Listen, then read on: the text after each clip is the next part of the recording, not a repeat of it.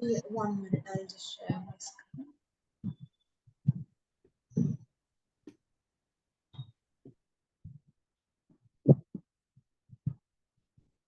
So, firstly, any doubts in any question? Or Yes, like I have a doubt.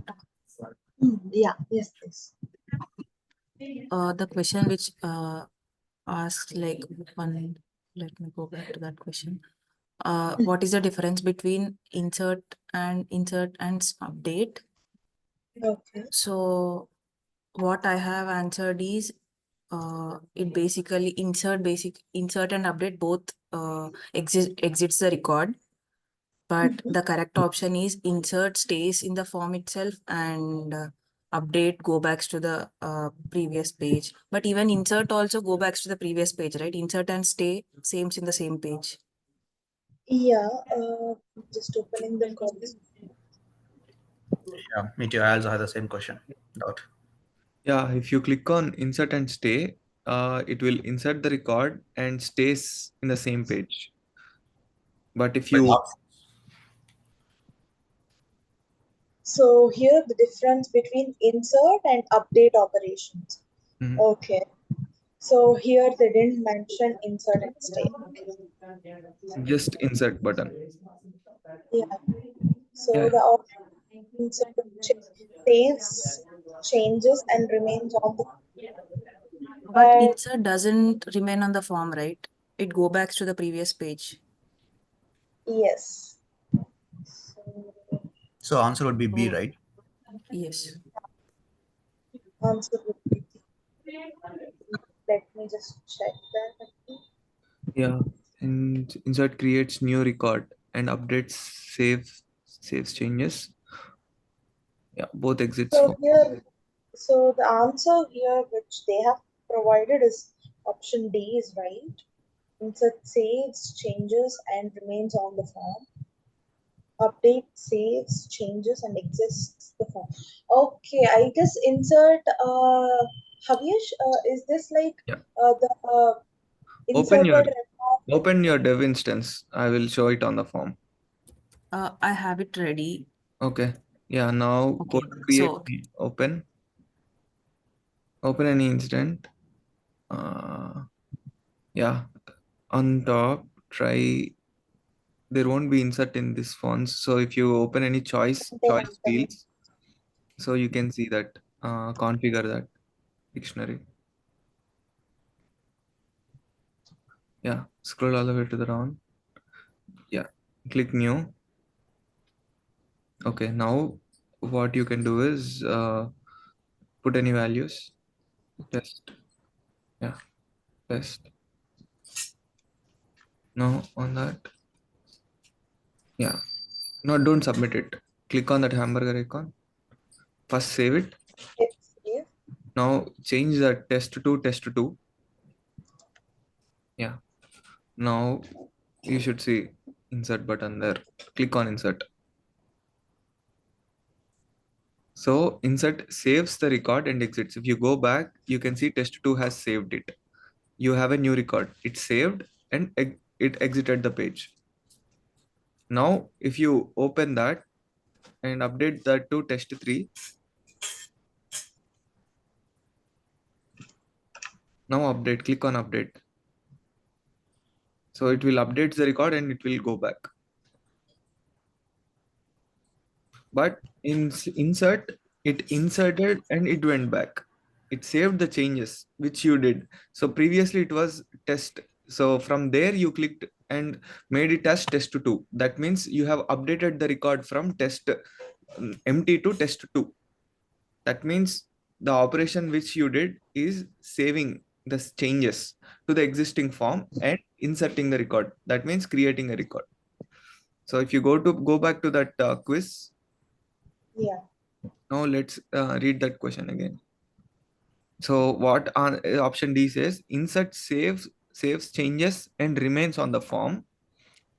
No, that is not the right answer. Update saves the changes and exits the form. So option should be C. Insert saves changes and exits the form. Update saves the change. No, both exit actually. Oh, Think. Insert creates a new record and and update update save saves the change. both exit the This form. Yeah, I think option B is the right answer. option B is the right answer. Yeah.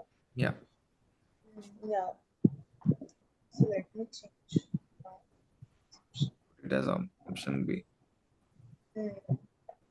I'll just Yeah, add one point to your mark if you have selected that. yeah. But yeah, we'll update that 50. answer. Based on that, it will get updated anyway. Okay. Next, any questions from anyone? Yeah, let's start from the first question. We can review all. Okay. Yeah. So, which would not appear in the history section of the application navigator? So here we have this history, right? So here what will be not appearing? Records, UI pages, lists, and forms. So UI pages, we haven't discussed this. So once we discuss, I guess we can actually review it. But in your the ServiceNow course, they have discussed regarding the history section, wherein I guess they have covered what all can be captured in the history tab. So there they have covered this particular question.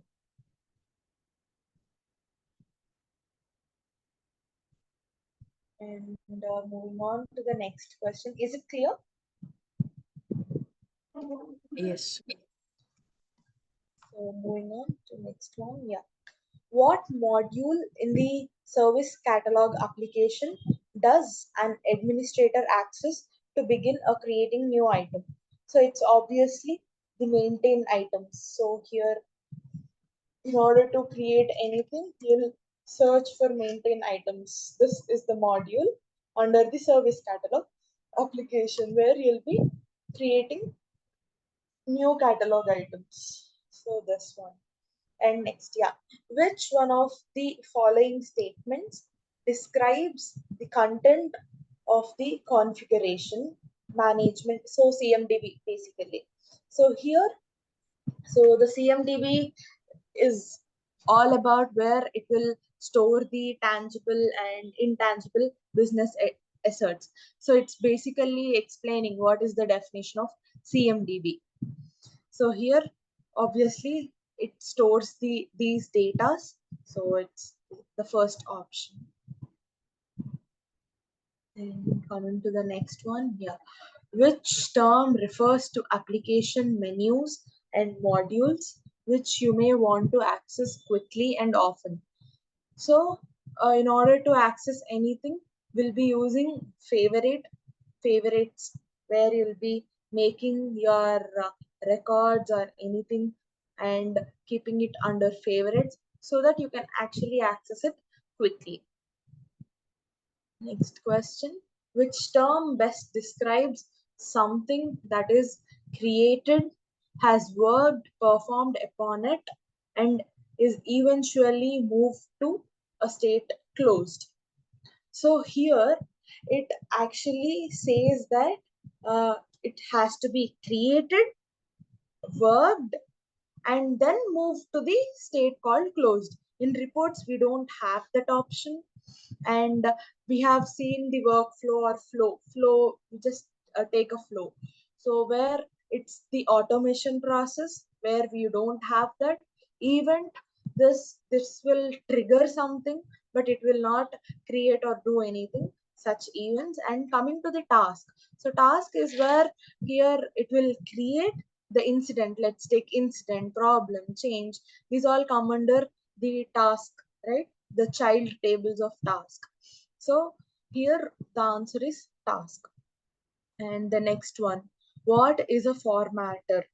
So formatter is like, so if you see incident, or let me just open the problem one. So here, let me open one problem record. So if you just see here, this thing, the new SS, root cause analysis. This everything is called as formatter.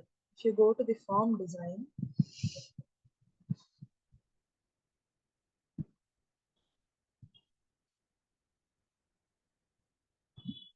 so if you see here, process flow formatter. So the question is related to that formatter. So this is a element used to display the information that is not a field. As you have seen, that is not a field in the record. It's just the flow. If you see, it's just the flow. Here you are not clicking or accessing anything. So next one, next question. Is it clear? What is a formatter? Yes. So next one, which one of the following statements describes the purpose of a service catalog workflow? So here service catalog workflow is where we'll be sending the notifications and we'll be fulfilling the process. So whenever you see a workflow, it's a process automation. So first check for the process word in the options. So you find in the option C. So it's obviously option C. Flow or workflow, it's a process automation. Coming to the next question, which is which of the following statement describes the purpose of an order guide? So it's the definition.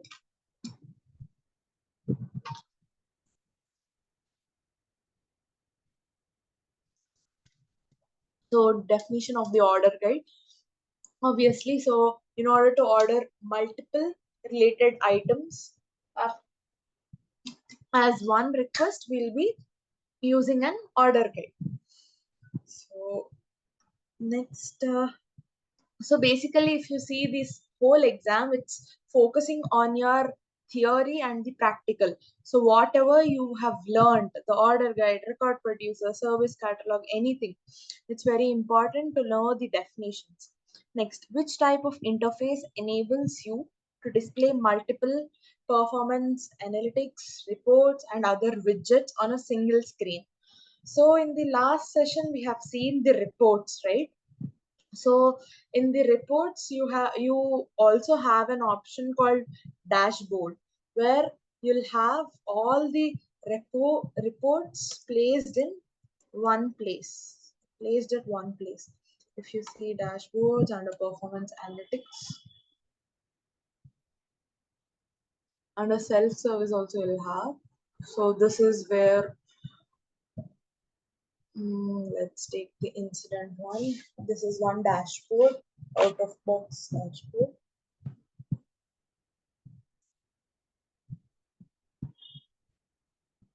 So where all the reports are placed at one place.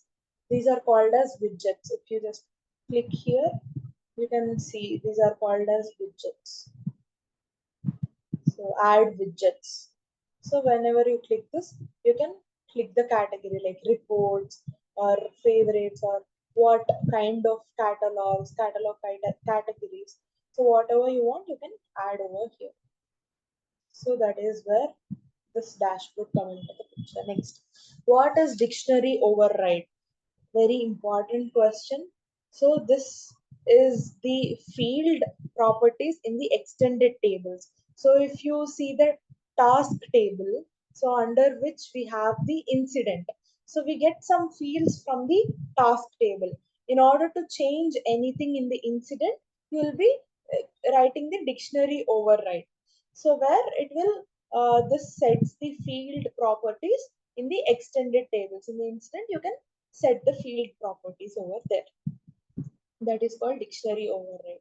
And record numbers have to be manually incremented. So what operation do we use in order to do it? Can anyone mention? So you have created tables, right? What did you do in order to set it by default or populate it? What did we do? Do you remember?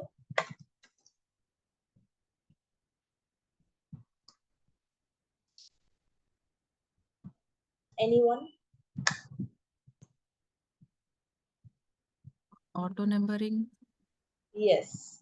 So auto numbering is where you'll be checking that box. So you need not manually increment it.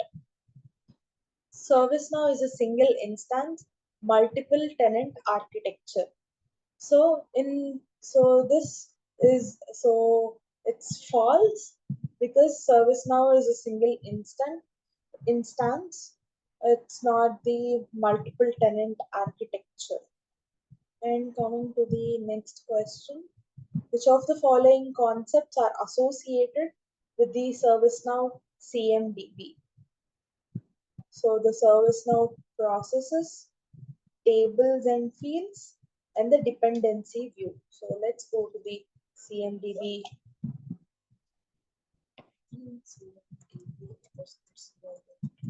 List. I have a doubt regarding previous question. What is meant by multiple tenant architecture? Yeah. One.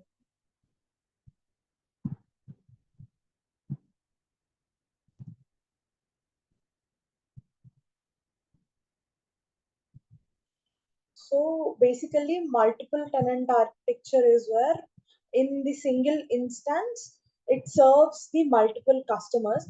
ServiceNow, we'll have a plugin called domain separation.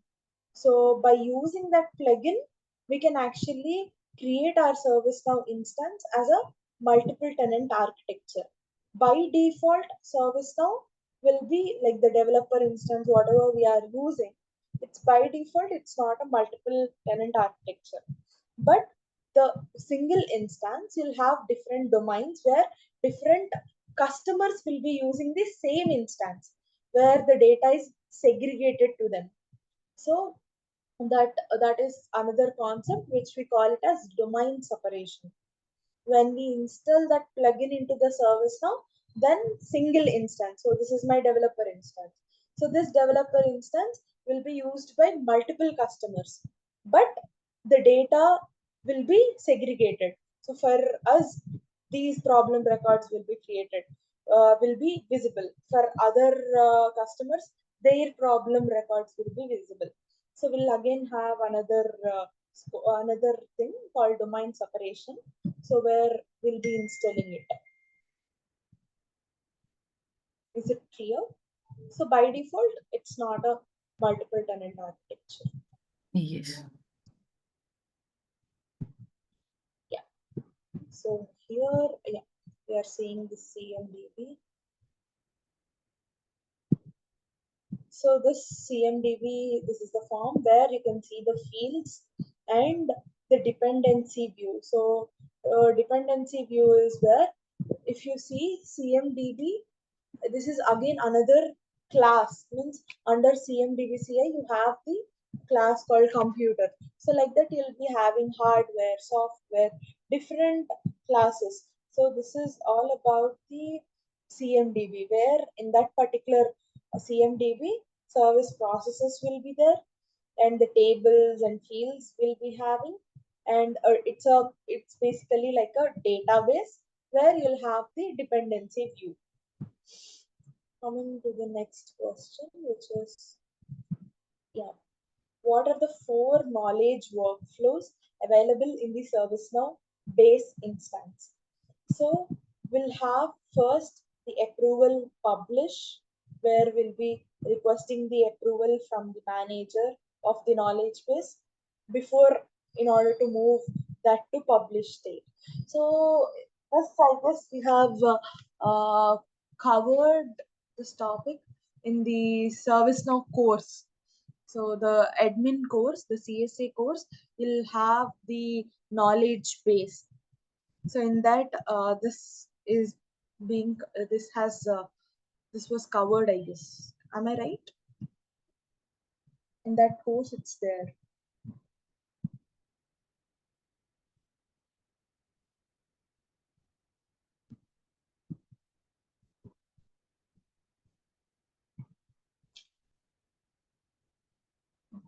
moving on to the next one. So which three variables types can be added to a service catalog item? So do we have ordered in that variable list? We have true false, but we don't even have multiple choice. We have multiple choice, but we don't have ordered. And coming to this, we don't have number list. And here we don't have the number list. And but we have the multiple choice, select box and check box. So whenever a question is there, you need to just eliminate.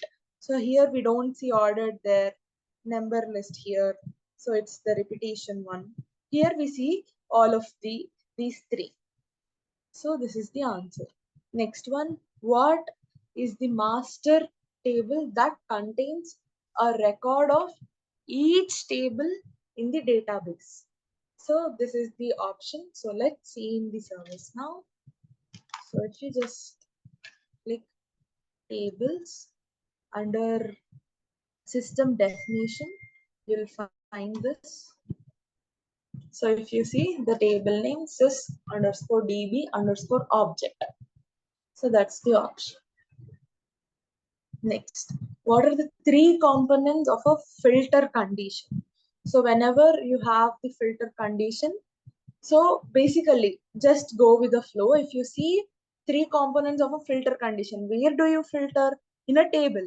Then it's obviously not a table. So it's either it's the value, you'll have the value, field and operator. Operator is where like or, and those operators. Okay.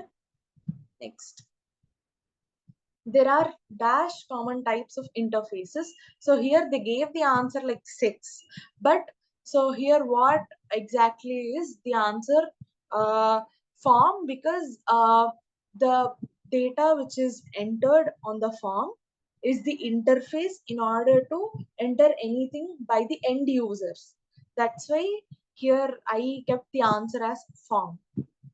Okay, the home page, these are all the interfaces, but here these are the common, these are 6 common types, in which form is where we'll be entering the data and showing them to the end users in order to access it. What is the purpose of related list? So related list, the name itself, if you see here in the incident form, or the problem, yeah. So on the problem, you'll have the rated lists, I guess. That is related tab. I'll scroll all the way. Yeah, I'll open the incident one. Yeah, in problem also we have it, right? Scroll down. Yeah, those are the ones related lists.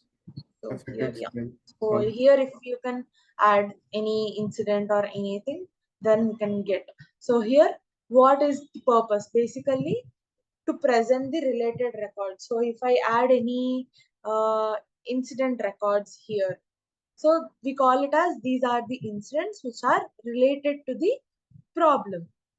Like that we'll be using, right? So in order Yeah. to show One the second. relation. So related list basically link between two records. So as per the definition of problem, so if there are multiple incidents which are created, then a problem will be created. So similarly, what are the incidents are cause to create a problem? So those all incidents will be mapped here in the related list. Similarly, to work on the problem, if there is anything to fix it, similar tasks will be attached related to the problem. So all the related records which are related to this problem table will be present here, and you can configure them as well. Click on that hamburger icon, Yes. configure related Related lists. lists. So whichever record you want to map with that, so these all are available options for us. So you can map it by just selecting take something and to take it SLA, towards story, right, and save SLA, it. and save. Yeah, so that's how we need to configure those related So lists. task SLAs.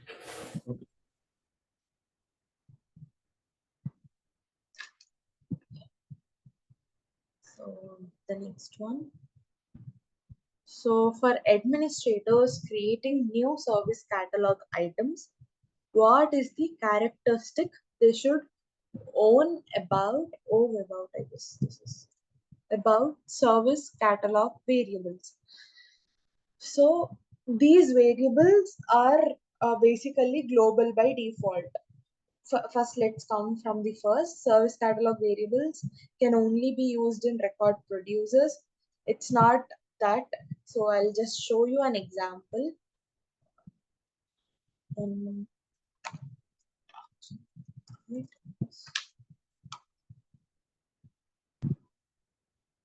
any let me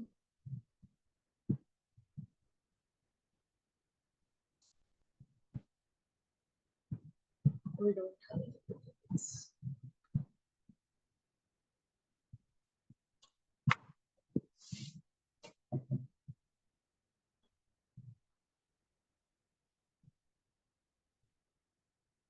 So if you just see here, we have variables. So this catalog is having these variables. If I right click and open in new window, if you see here, this is a table called item underscore open option underscore new. So if I just remove this, just the catalog item, if I want to add this variable to any other catalog item, I can add through here. So if I remove this one, all the variables of all catalog items will be visible. So the question here is related to that. So variables are global by default. So you can create the variables from here and attach that to the item. Okay, in that way. That is the answer here. And the next one, which of the following allows a user to edit field values field values in a list without opening the form? Obviously, the list editor. Instead of going and opening the record, you can directly change from here. Okay, so like that you can change. And next, in which order should filter elements be specified? So if you just go to the uh, any table,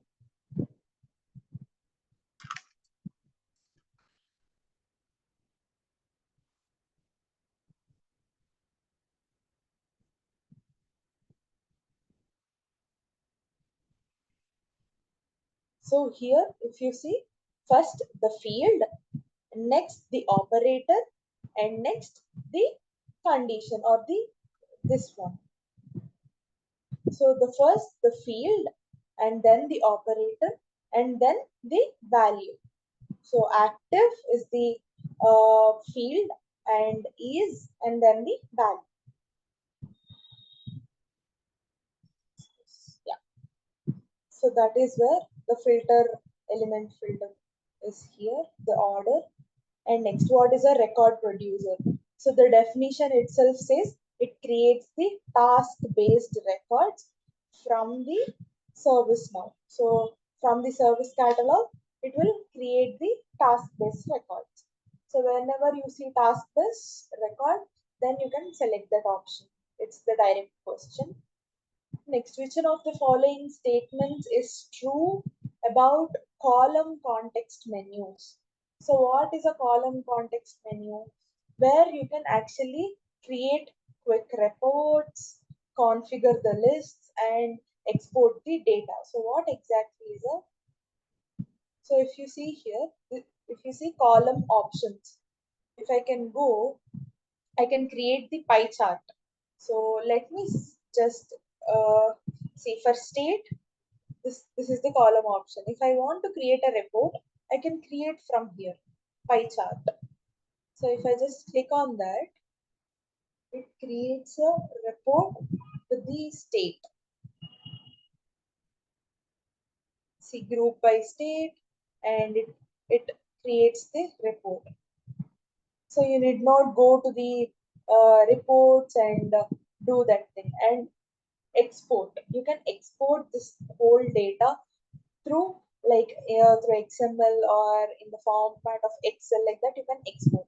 So the option is A. You can create quick reports, configure the list, and export the data. Next one. Which of the following is true of service catalog items in relation to a service catalog? So basically, this service catalog items are the building blocks. So this is the definition. So that's why it's option B. What are the UI components of the ServiceNow platform? UI components are this. If you see here in our first session, we have seen this is the banner frame. So the ServiceNow all whatever are there on the top is the banner frame, and App Engine Studio here. This is the content, and this the left side panel. So we call it as Application Navigator. So that's the option. So Application Navigator, F is content frame, and then B is the banner frame. Those are called as UI components. Next, the baseline service catalog home page contains links to which of the following components? So the basically what we have under service catalog: record producers, catalog items, and order guides. These are the three topics which we have discussed. So these are the three topics come under the service catalog homepage. Main three components. Okay. And next one. Which one of the following statements applies to a set of fields when they are coalesced during an import? So what does a coalesce mean? Can anyone give me the definition of coalesce?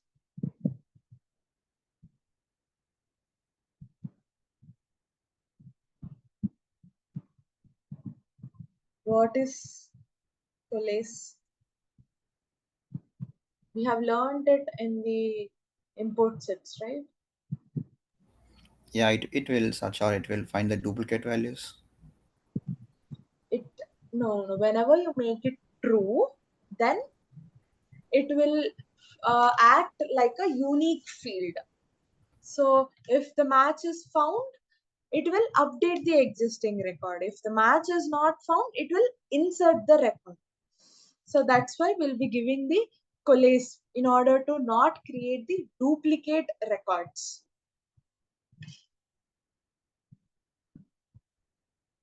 Is it clear?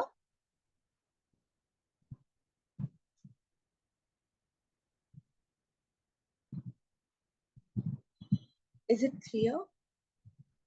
Yes. Next. What information does the system dictionary contain? So the definition of each table, because if you see a field, here it's there already. So if you see here, it's having the all the details of the field. So this is where the dictionary entry form looks like. So each table and the column. Coming to the what is import set table. So import set table is where first you'll get the data and store in a staging table. Once if you store it in a staging table, then whenever you'll have the transform. So whenever you click the transform, it will move the data from staging table to the existing ServiceNow table. That is called import set table, is where staging areas for the imported records. Next, reports can be created from which different places in the platform. So list column heading, the previous example which we have seen, on clicking the state or any field, the column you can create there. and the other one view run module. So under the reports, you see that view run.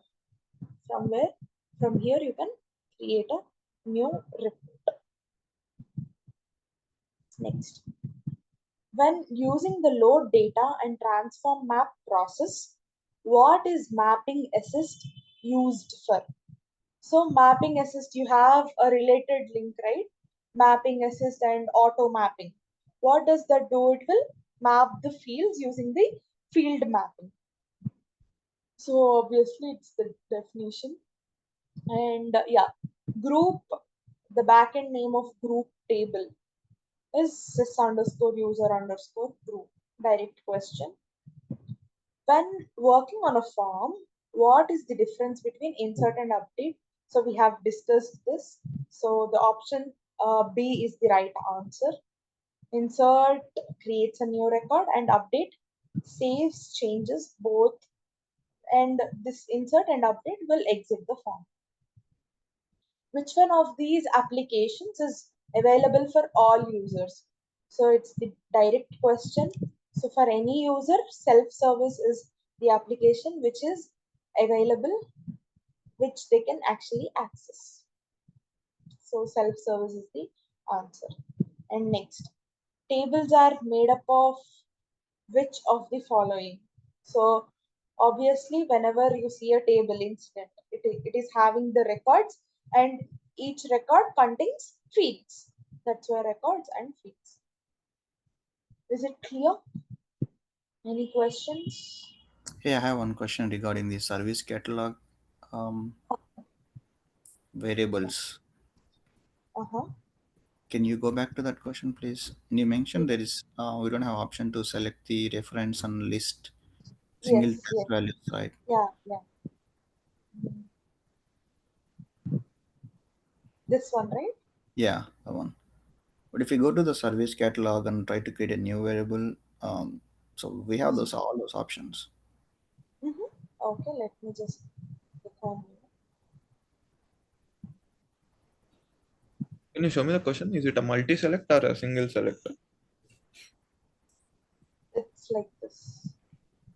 Multiple choice, select box and check box. So here you need to check what is Oh, it's not right. multiple Single type. choice. It should be multi-select. Do we have ordered here? No, Ordered don't. number I list? think the Number list? options are B and C. It should be multi-select, not multiple choice. Yes, B, C, D. Only ordered B, we don't C, have the D right. then. Remaining Number all. list? We don't have number list, right? It's actually a numeric scale. Yeah, number list is not there. Number list is not there. Ordered is not there. That's why the answer is third one, in which we have all.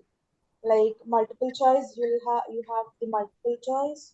Let me open. To have reference, Yeah, Like, multiple choice is there. in C option, But there you have this number list, but we don't have number list, right? okay, Yeah, number list. So I number think list only is one not answer.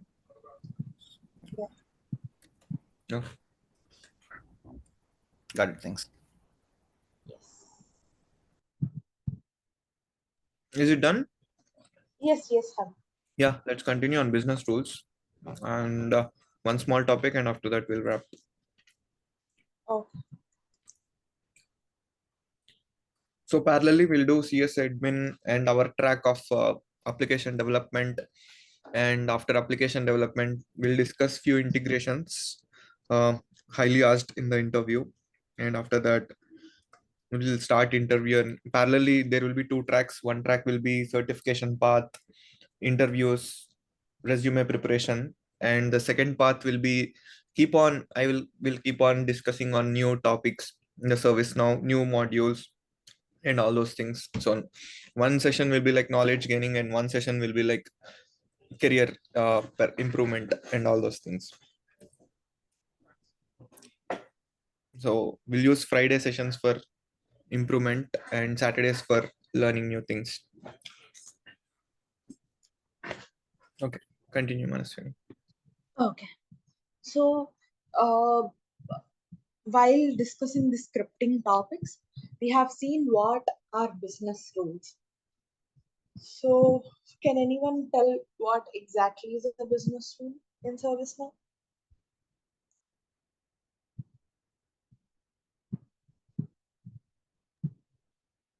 Scripting location. No, I'm unable to hear you. Can you repeat again? Scripting locations. No. What exactly is a business rule, and yeah, under which scripting location does that come under? Server side scripting. Yes, you're right. So, what exactly are business rules?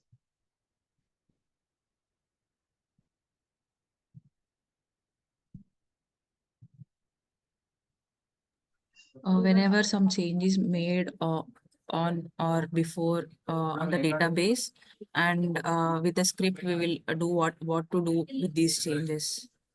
Yes, you're right. So here, so exactly the business rule is where it's a server-side logic which executes when a database records are queried, updated, inserted, or deleted. So under this, we have two Glide APIs. Two Glide APIs, which are Glide system and the Glide record. So Glide system is same like the Glide form and Glide user in the backend. Okay, so let me show the methods which we have.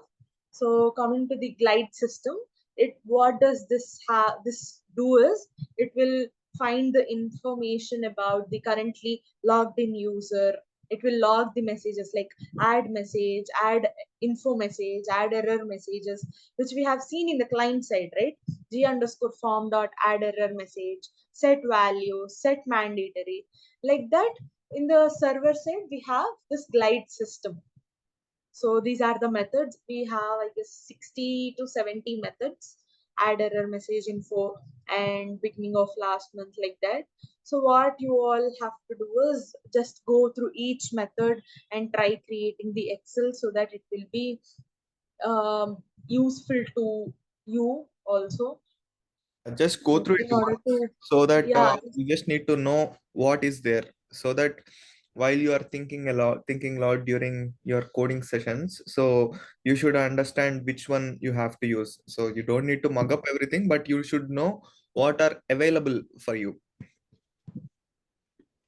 so yeah, so that is all about the Glide system. These are the methods we'll be discussing in each example as well. And the next one is Glide record. So this API is where it will interact with the ServiceNow database from the script. So from the script, whenever you want to get the data of another table from one table, so I'm on incident table, but I want the data of problem table, then I'll be using this Glide record API where I can get the data from the problem table. Okay, that's where we'll be using the Glide record, and we'll be discussing this as well in our examples. So in Glide record also we have these methods, like these are different methods, like where you will be querying. So add active query, add null query, add query, add encoded query, like that. We have these methods. You can just go through all these methods as well. Yeah, coming to the first type, which is before business rule. So as discussed in our first session on this, so whenever you submit a record, okay, after submitting a record, but any action or before any action which is taken on the record in the database, basically you are inserting the record in the incident table, you'll be submitting it. The time before it inserts into the database, whatever action, whatever the script is there, that script logic will execute here. So we'll be working on the use cases. So how you have to exactly identify this comes under before business rule is you'll have condition for any question. You'll have condition and action. So this condition and action, if these both are on same table, okay, condition and action is on same table, then your script, whatever you have to write, is before business rule. So let's take a use case wherein let's say I have an incident record.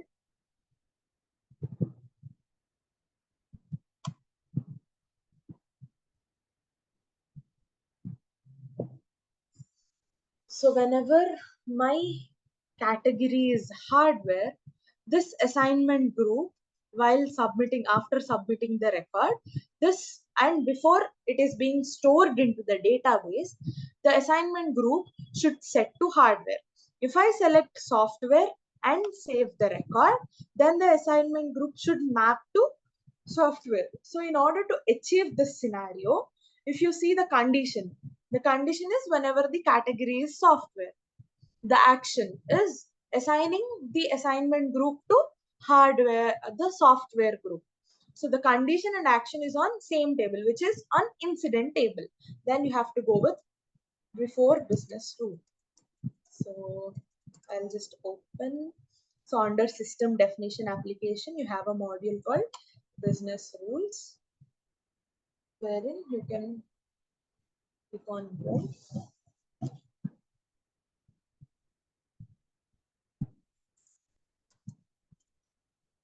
Before. So here we are writing on the incident table. So business rules are particular to tables. So whenever you check this advance, only then you can see when to run and these options. If I don't select this advance, it will be like this. Okay. So if I want to write any script or anything, I'll be checking this box and writing my script over here. If I just want to set the fields, so in our case, we need not use this advance because directly here you can set like whenever my category is software on insert or on update anywhere. Insert is insert, creating a new record. Update is updating the existing record. Actions is where my state to, oh no, sorry, assignment group, right? Assignment group to software. And here, whenever you check this add message, you can add message, the assignment change it to software. And abort action, what does this do is, whenever you check this box, if this condition is met, then that whatever you work on this will stop working. So abort action is where it will not allow you to do or take any action on the record. That's where the abort action does. So if you uncheck this, you can set the field values. So if I just save this.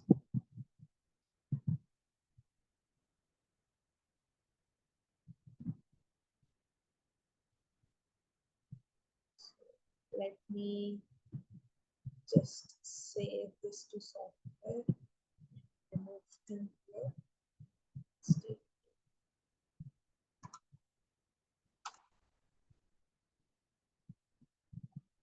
So the assignment group is change it to software. My category is software. So if I just change this to this and remove this, this will not assign because my category, this condition is not met. Now what we'll do is, let's write a script here. Advanced.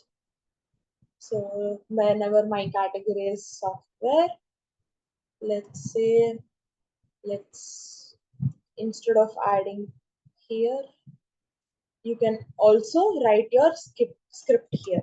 If you see, we have two objects in our script: current, previous. What does current do is it will get the value of the record in this table. So incident table, you are working on the incident table, and particular to this record, if let me say, let's say, so if I want to access this category, so current dot category, so it gets the current value of the category. Previous dot category, it will get the previous value of the category. Right now it's test 3, but before it was software. So like that, it will get the values. So let me just add. If you just see here, if I just on clicking on dot itself, I can see all the methods which are available for glide system. GS is for glide system. Okay, GS dot. If you want to add any messages or like that, you can add there.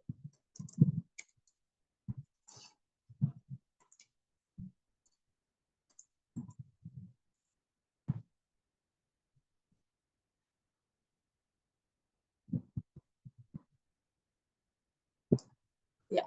So let's see.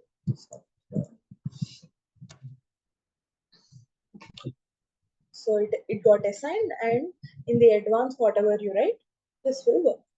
So this is all about the before business rule, and you'll have different use cases. I'll share this. You can work on these use cases as well. Next, after business rule. So after business rule is where, after submitting the form, after this record is being stored into the database, then this after business rule script will execute. So here in this after business rule, the condition and action are dependent. Condition and action are dependent, and so and the condition and action are on different tables, are on different tables. So here condition and action are dependent, and condition is on and action will be on different table. Let's take a scenario. So whenever I'm creating a new record, if you see here,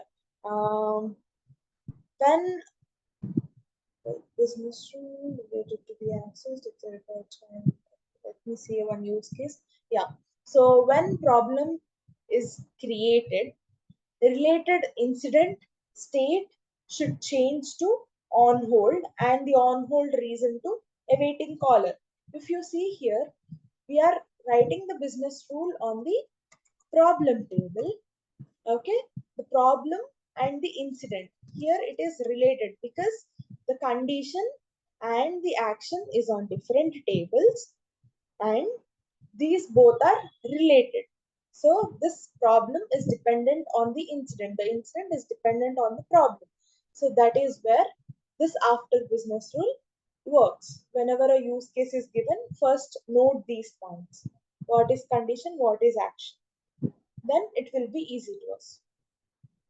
Now let's take a scenario where, so whenever a incident is created, then a problem record is to be created.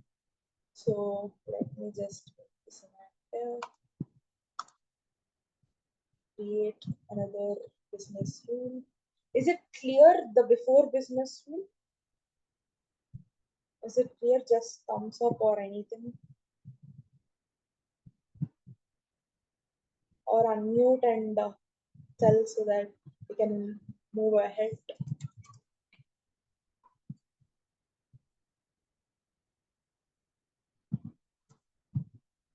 Is it clear?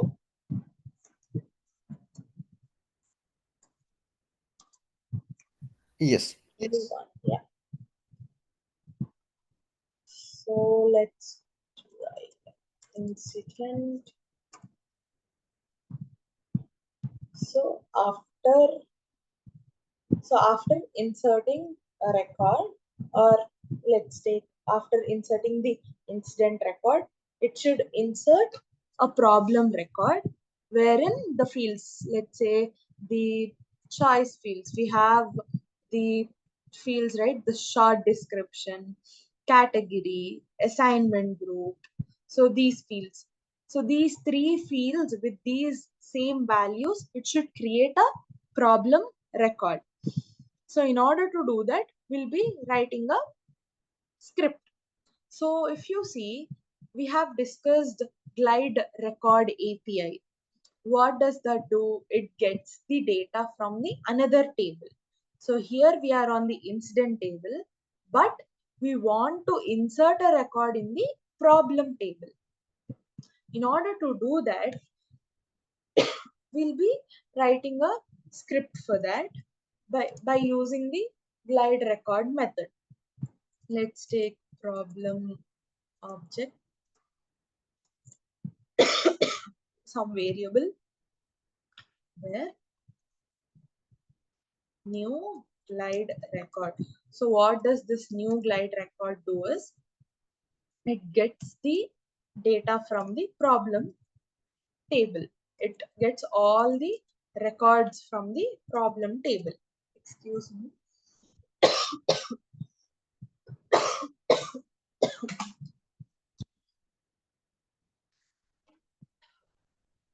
So the whole problem table you'll be getting through the glide record.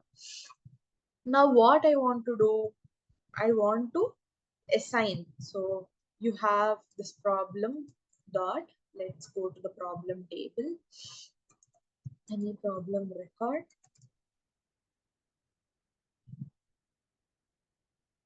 So I want to set the category, I want to set the problem statement, assignment group, let's say.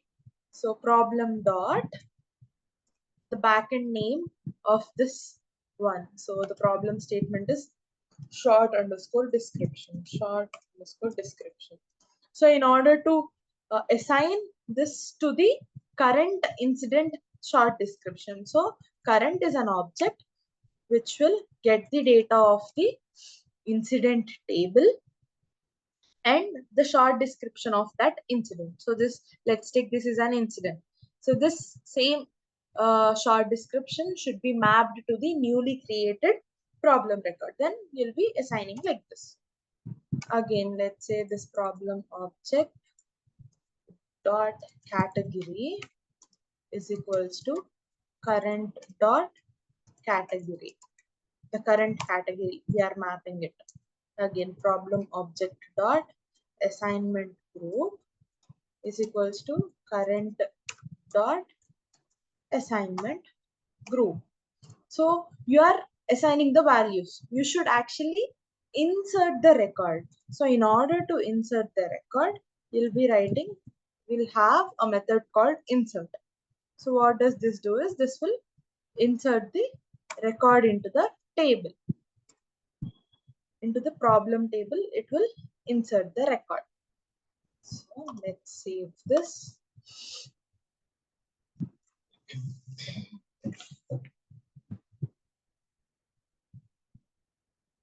So when we should run after insert. So let's go and create a new incident record. Before that, let's open this list and keep ready.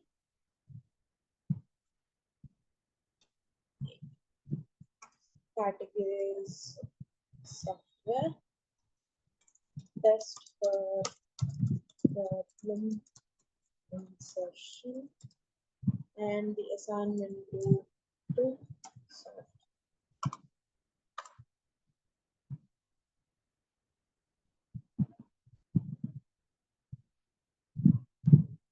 So test for problem insertion, assignment group got mapped, category got mapped, and the problem statement got mapped. And let's say like you want to add any info message on incident. So add info message is the method you can use, and you want to know which problem got created. Problem dot number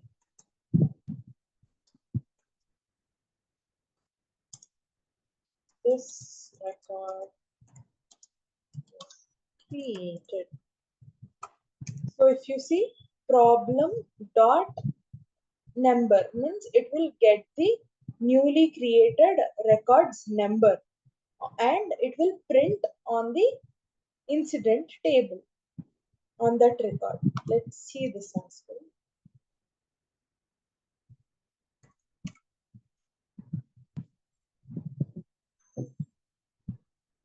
Yeah. So enable to hardware,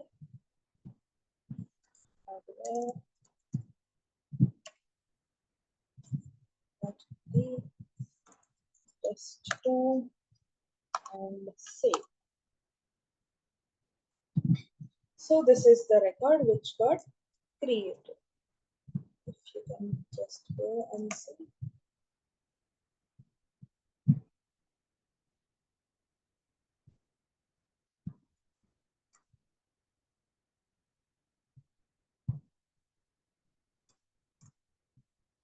Test2 assignment group.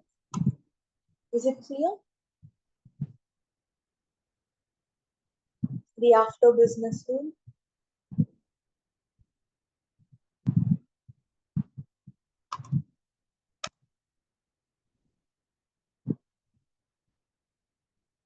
Clear? Is it clear? Any questions up to this? Okay. So moving on to the next one. The next type is the async. Async business rule is where, so we have seen after business rule. The async also works the same, but here this async business rule will work asynchronously in the background. So if you see here, it will execute on the different processing thread than like before or after business rule. It will work on different processing thread. So coming to the condition and action thing. So the condition and action is on different table, same as the after business rule, but the condition and action are independent. Are independent. Okay. So in after they are dependent. So once the incident is created, the fields has to be copied into the problem record. So this problem record is waiting for incident creation and for the fields. But in the async business rule, let's say if you are creating one incident record, then I want a user to be created. There is no link between incident and user, and you are not mapping any fields from the user into the from the incident into the user record. So there is no dependency, and the condition and action is on different tables. So that is where we'll be using the async business rule. So we have same example over here. When an incident with category hardware and subcategory VPN is inserted, then create a user record with first name Harry and the last name as Potter. So this example, if you see, condition is on different table and the action is on different table. Condition is on incident, action is on user. And we are not mapping any fields from incident to the user. There is no dependency. So let's see the scenario as well. So let's edit the same record. So async whenever the incident with category hardware, and I guess I have VPN. Let's take CPU because I don't have VPN here. So subtitle is CPU on insertion. So advanced. Let me do one thing. So instead of problem, we'll be getting the user record. Okay, so the backend name of user table is sys_user. So here you'll be getting all the data of user table, and here assigning the values. Let's say user dot first name. You are giving some value like something, and user underscore object dot last name,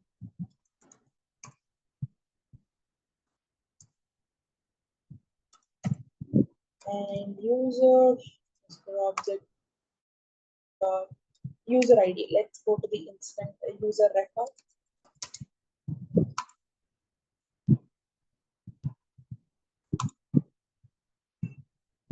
The backend of user ID is user underscore name. So user underscore name. Okay. Water. So you can give any values, and then you'll be inserting the record.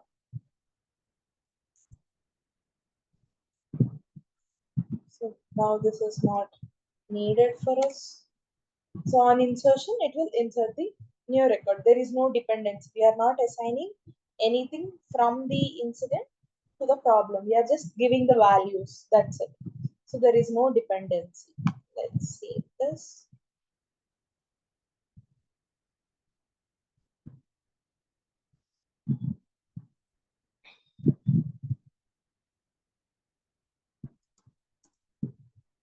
Now let's create a new record.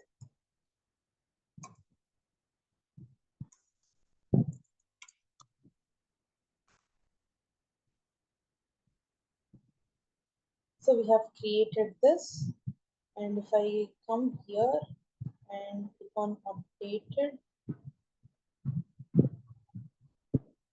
let's check for this.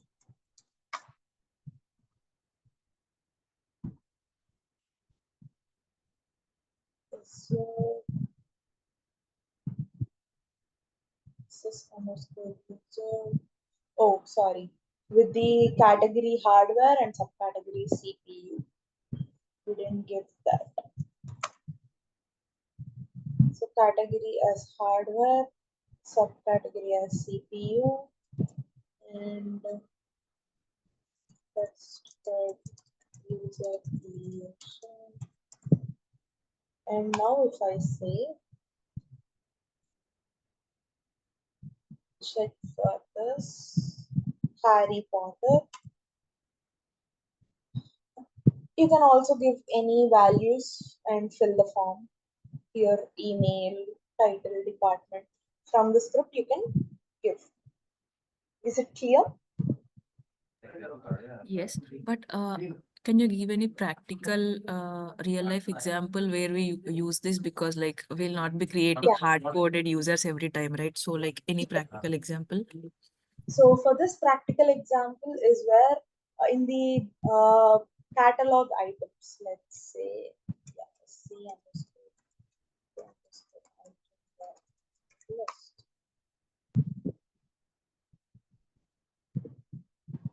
Let me open this.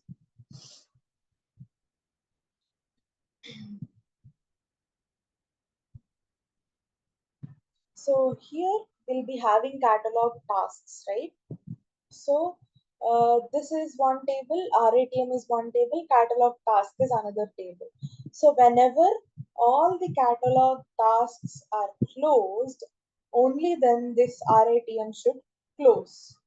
So like that scenarios, we can use this assessing business rule, because, and you also have another situation where you can use the after business rule. But as we have many records, if we have catalog tasks 10 or 20, okay, once all of them gets closed, only then this RATM should close. Then in that situation, this after business rule will take more time, because only once the action, the everything is done, only then you can then this RATM gets closed. But in the async business rule, it works in the background. So it will have the different thread. So in order to do that, like such situations will be going to the async business rule.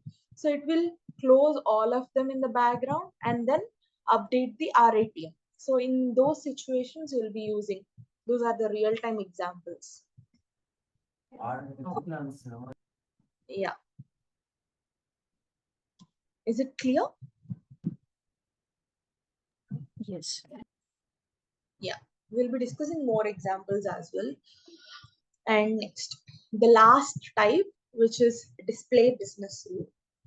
So display business rule is where it's not like before, after, and async. It's totally different. Where in this we'll be using the G underscore scratchpad glide object. Okay. So here this will execute when a form is loaded and a record is loaded from the database. It will get the data from server side to the client side. This is the basic definition. So whenever you want the caller, existing caller email on the incident form, if you see, so if you want to know the email of the caller and populate it any place, like on the form, if you want to populate this able tutor's email, then in such situations we'll be using this display business rule, because this caller, from the caller record it should get the email. So we are going into the another table, and the server side, the backend, we are getting that email and populating here. So let me just show this.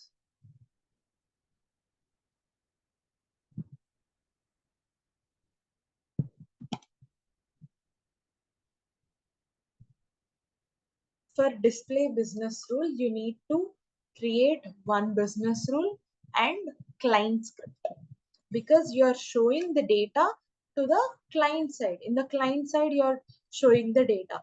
In order to show on the form, the data on the form, then we'll be using the client side client scripts. So the before business, the display business rule, advanced. Let's take on the incident.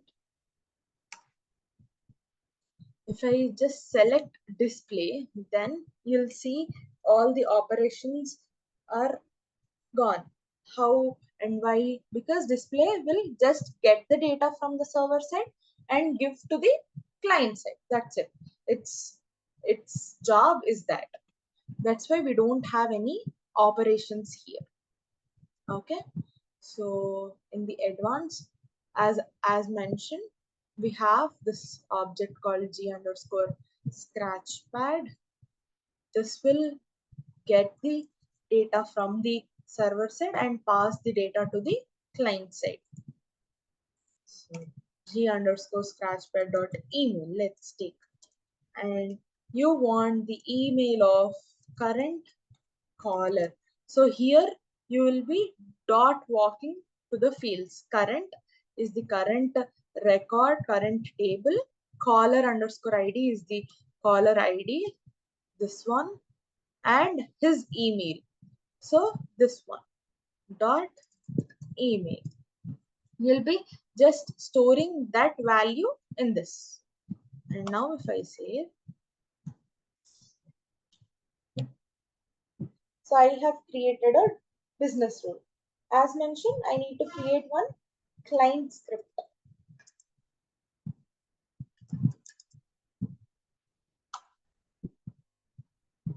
And if you see here, the definition itself says form loads. So the client script on load.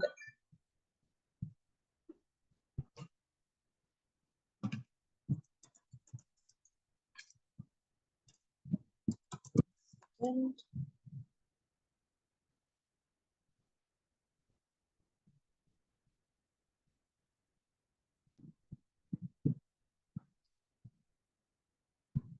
then here let's give an alert saying the email of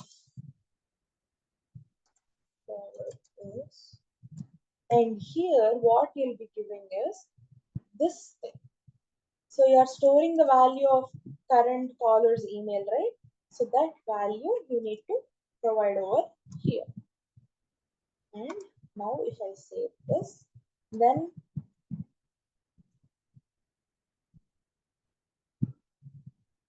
I remove the form. What if there are many G underscore scratchpad dot emails in different business rules? Like which one, like how do we connect these two? So here you have this thing, right? The G underscore scratchpad dot email, or you'll be changing the name. So different business rules, the name of the object, this will be changing, or it will change, right? So based on that, you'll be writing over here your script. In your client Like script, you'll copy that. in some cases, like we might not know, like does really G underscore scratchpad dot email exist? Like if other developer is using the same name, like how do we know in these cases? Okay. So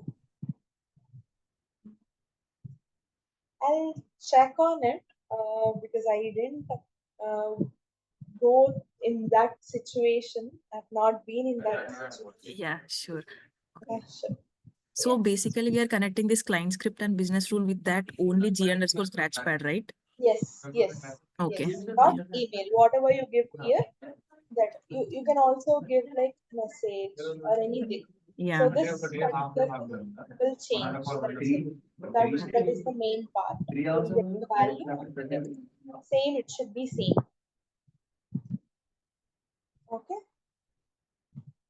Yeah. And this will work only on loop. So for on change and on change, we'll be seeing in the next session.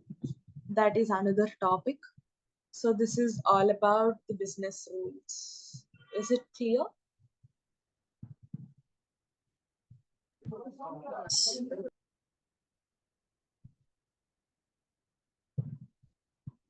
Yes. So Havi,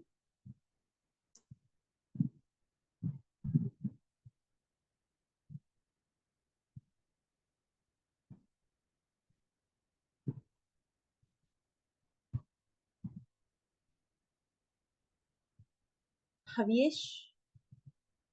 Hey, 1 minute. I'm in a meeting. 1 minute.